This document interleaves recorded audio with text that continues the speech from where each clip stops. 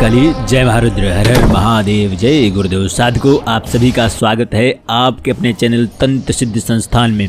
साधकों, आज की जो साधना है योगिनियों की लिस्ट में, योगिनियों की साधनाओं की लिस्ट में आज की दूसरी योगिनी साधना है मनोहारी योगिनी साधना।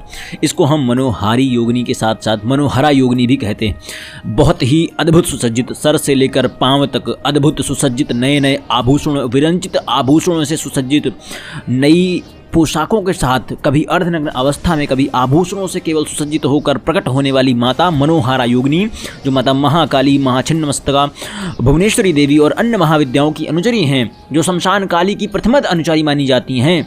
ऐसी योगिनियाँ जो माता 64 योगिनियों के अनुचरी हैं, उस योगिनी की साधना आज हम आपको प्रदान करने जा रहे हैं।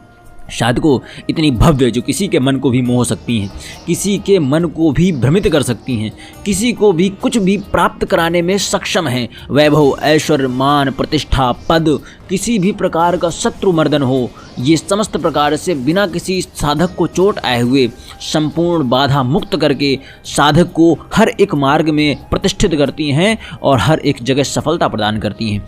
साधकों, क्या है मनोहारा योगिनी, किस प्रकार करना है, क्या क्या चीज़ें आवश्यकता होगी, सारी जानकारी आज हम आपको प्रदान करने वाले हैं।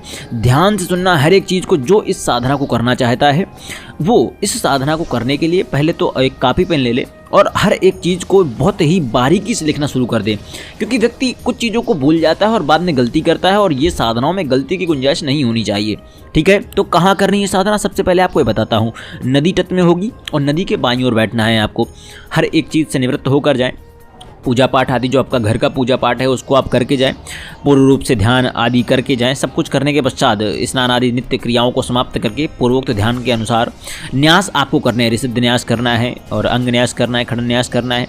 सारे न्यासों को करने के पश्चात चंदन द्वारा मंडल अर्पित करना है। एक अष्टदल कमल का मंडल आप अर्पित कर सकते हैं, अंकित करिए। उस मंडल के सबसे मध्य में मनोहारा देवी का जो मूल मंत्र है, जिसको आपको जब भी करना है वह आपको लिखना है। मंत्र आपको डिस्क्रिप्शन पर मिल जाएगा, हो सकता है सामने भी लिखा हो, देख लीजिएगा। ओम ह्रीं मनोहरे आगच्छ स्वाहा, यह जो मंत्र है इसको आपको अष्टदल कमल मंडल के मध्य में लिखना है। लिखने के पश्चात आपको योगिनी का ध्यान करना है। ध्यान के समय आपका आंख बंद हो, आपके हाथ में सफ़ेद या पीला या लाल पुष्प हो और माता का ध्यान इस प्रकार से करें। क्या सोचना है आपको, आंख बंद हो और आपको ये सोचना है कि माता देवी के नेत्र हिरण के नेत्रों के समान सुंदर हैं, मुख शरद चंद्रमा के समान सुशोभित हो रहा है, ओष्ठ बिंबाकल के समान अरुण वर्ण, सर्वांग सुगंधित तथा चंदन से अनुलिप्त हैं सारे अंग, श्रेष्ठ आभूषण धारण किए हैं, वस्त्र आदि बहुत ही सुंदर धारण किए हुए हैं, अत्यंत स्थूल शरीर है, अत्यंत स्थूल स्तन है तथा शरीर का वर्ण श्याम है। विचित्र वर्ण वाली योगिनी कामधेनु के समान साधक की समस्त मनोविलासाएं को पूर्ण करें। माता, आप हमारे सामने हो, हम आपका इस प्रकार ध्यान कर रहे हैं। आंख बंद करके आपको एक छवि अंकित करनी है अपने मन में ही। जो जो बताया है वो समस्त प्रकार से आप एक छवि अंकित कीजिए, एक छवि गढ़िए, क्योंकि मनुष्य का मन जो है ना और दिमाग हर एक चीज़ गढ़ने में काबिल है। ठीक है, आजकल जो AI आर्टिफिशियल इंटेलिजेंस ऐसा कुछ बता रहे हैं, हमारे दिमाग से बड़ा AI कुछ नहीं है, जो क्षण सेकंड में ही आपको इंडिया से अमेरिका पहुंचा सकता है। मन समझ रहे हैं आप, उस मन के माध्यम से आप कुछ भी अंकित कर सकते हैं अपने मनोहारी मन पटल, मानस पटल पर। तो आपने अंकित किया कि एक देवी है जिनकी आंखें हिरण के समान सुंदर हैं, मुख पर चंद्रमा सा सुंदरता है, सुशोभित हो रहे, ओष्ठ बिंबाकल के समान हैं। ठीक है, चौड़ी पत्तियों के जैसे होंठ खुले हुए हैं और लिप्त हर पूरे अंग पे हल्का श्याम रंग का चंदन लगा हुआ है, श्रेष्ठ आभूषण पहने हैं, वस्त्र आदि धारण किए हुए हैं, अत्यंत स्थूल स्तन, उठे हुए स्तन हैं, शरीर वर्ण श्याम है। साधकों, और माता योगिनी कामधेनु के समान, जैसे कामधेनु से कुछ भी आप मांगेंगे वो सब कुछ प्रदान करती हैं, समस्त अभिलाषाओं को पूर्ण करती हैं, वैसे ही माता मनोहारा योगिनी समस्त साधकों की इच्छाओं को प्राप्त कराएं और पूर्ण करेंगी। चिंतन के स्वरूप का वर्णन आपको मन में पूर्ण ध्यान से करना है। ध्यान रहे जब आप इस चिंतन को करें, पूर्ण रूप से खो जाएं चिंतन में। साधकों, इस प्रकार जब योगिनी का आप ध्यान कर लें, उसके पश्चात विधिपूर्वक पूजन करना है, उसके पश्चात मंत्र जाप करना है। कैसा पूजन को बताते हैं।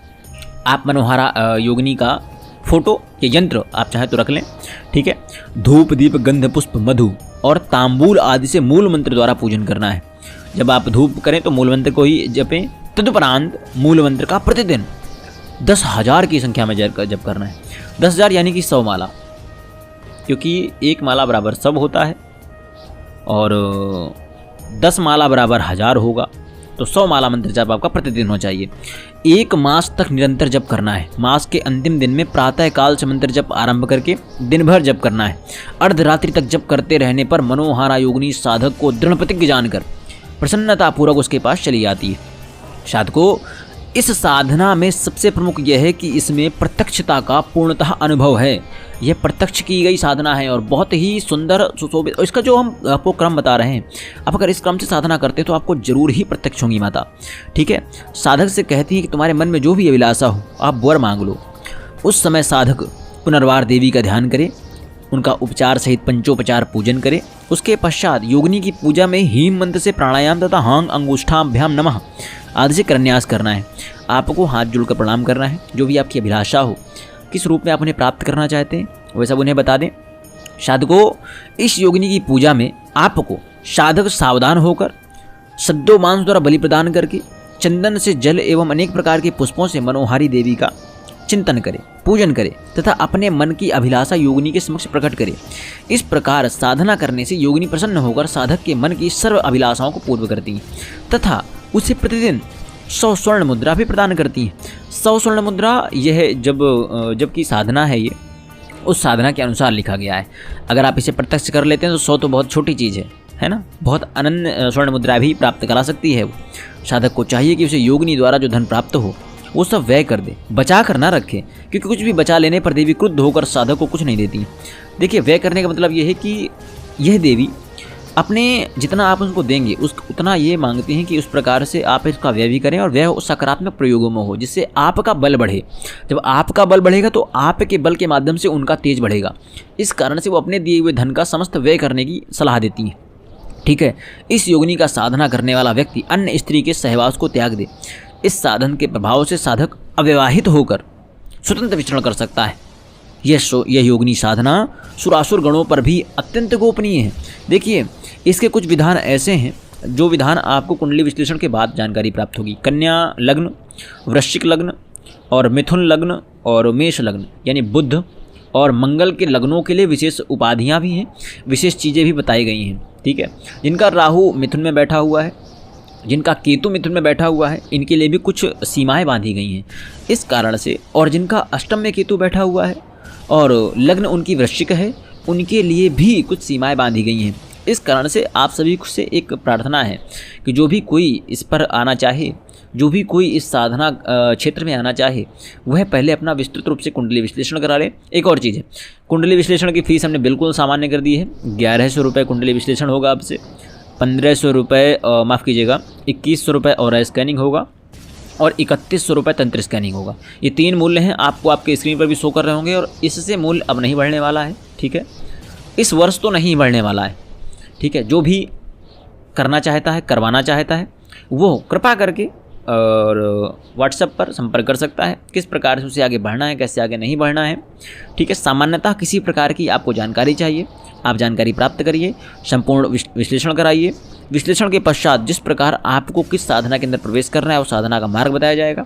आप उस साधना को करना चाहते हैं तो आप आगे की चीज़ों को कंप्लीट करके साधना में क्षेत्र में बढ़ सकते हैं। आशा करता हूँ कि मेरे द्वारा दी गई जानकारी आपको स्पष्ट होगी। किसी प्रकार की और जानकारी चाहने के लिए एक और चीज़ है, व्यर्थ का मैसेज मत करें। आज हमने शुल्क बिल्कुल ओपन कर दिया है। जिसको विश्लेषण कराना हो अपनी डिटेल दे दे। डिटेल क्या होगी?